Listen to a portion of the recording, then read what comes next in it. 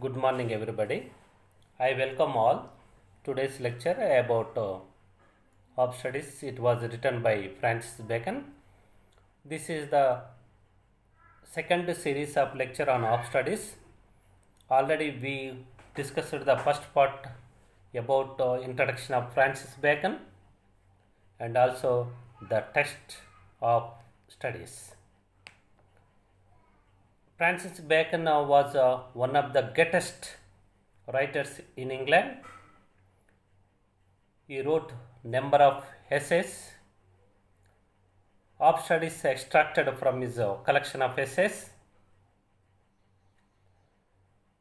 Already we discussed how studies play an important role in our lives, how they mold us, our character to tackle the issues in our lives, and how to choose and collect the books which helped to us in previous class, and also we will move on to the text. It is a continuation of previous class. Without wasting time, we will start the text and explanation. Some books are to be tasted, others to be swallowed, and some few to be chewed and digested. That is, some books are to be read only in parts, others to be read but not curiously, and some few to be read wholly and with diligence and attention. According to the Francis Bacon, some books are to be tasted. You generally like some books which are very interest to us. So whenever we go to bookstalls and go to other, or we go to library, we select some books to be which are very helpful to us. That's why used some books are to be tasted. So we would like to take whatever your interest. That's why you select those books only. And others to be swallowed. They are very much interested to read those books. That's why we immediately swallow the contents of that books. And also some books to be chewed and digested. They are very, very, very important for us to tackle the issues in our lives. So books of varying content and genre are to be made use of differently. Every writer has its own of genre to write the books. So according to our interest of genre, we select those books and we study. And we can every book has its own contents and genre. So you carefully choose whatever you would like to study the contents and genre. Some may be given a cursory reading, cursory reading. Some may be given a cursory reading. Some others can be quickly sifted through. You can spend much time on books. Otherwise, you can sift the one by one immediately, according to your interest. Other important books are to be read slowly, minutely, so as to truly fathom the meaning and underlying sense. It's depend on your interest whether you give importance to those books or to be. It's depend on you. If you like the more, you can spend more time on your studies on those books. That's why here Francis Bacon beautifully describes some books are to be tasted, others to be swallowed, and some few to be chewed and digested. Okay, then next.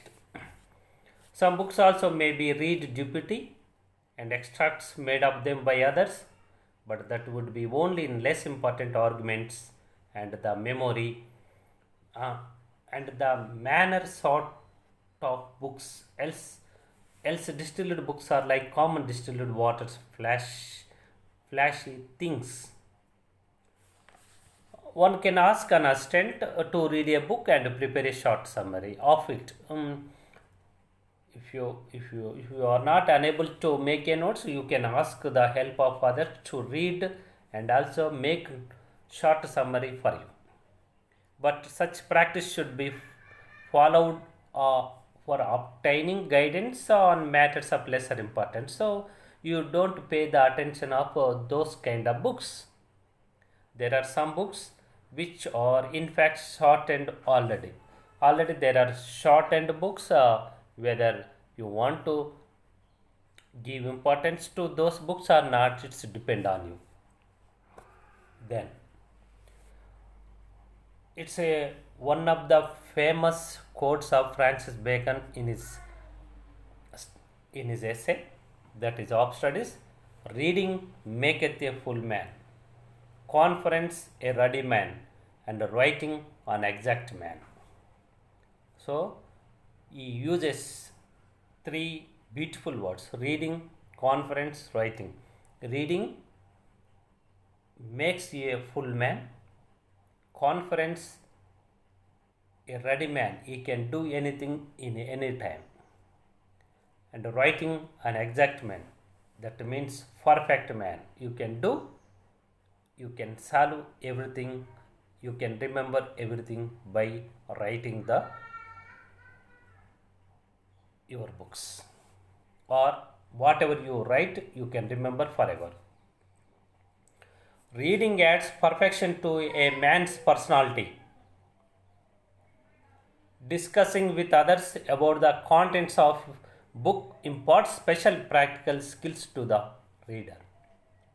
Writing removes all the residual weaknesses and ignorance from the person and enables him to remember the contents of a book. So writing is very important than other ways of reading or conference. So even reading plays an important role, but conference which helps you to do anything, and also writing make you exact man. That is the intention of Francis Bacon here is trying to tell you. Then, and therefore, if a man write little, he had need have a great memory. If he confer little, he had need have a present wit, and if he read little, he had need have much cunning to seem to know that he doth not. So, writing helps to memorize facts. You can remember everything whatever you write. If a person is bashful, so has not to discuss his reading with others, he will not be able to improve his wit. If he does not read, he will remain a somewhat stupid person. This is the view of Francis Bacon on some of the points on studies. Histories make men wise, poets witty, the mathematics settle, natural philosophy deep, moral grave, logic and rhetoric able to contend. So here, according to the Francis Bacon, there are different books on different subjects. They play their roles, which helps to us.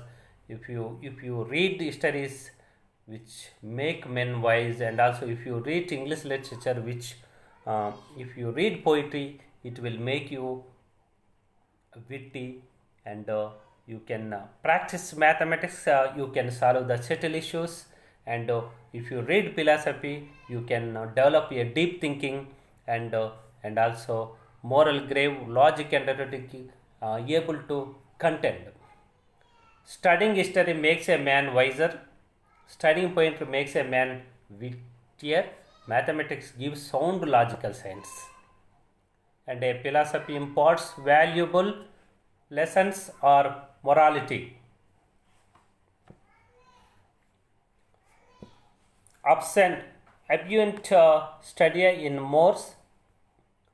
Here, writer uses the special kind of sentence uh, which plays important here. Studies pass into and influence manners. So, studies which influence your manners. You can automatically change your behavior and also manners, whatever it is.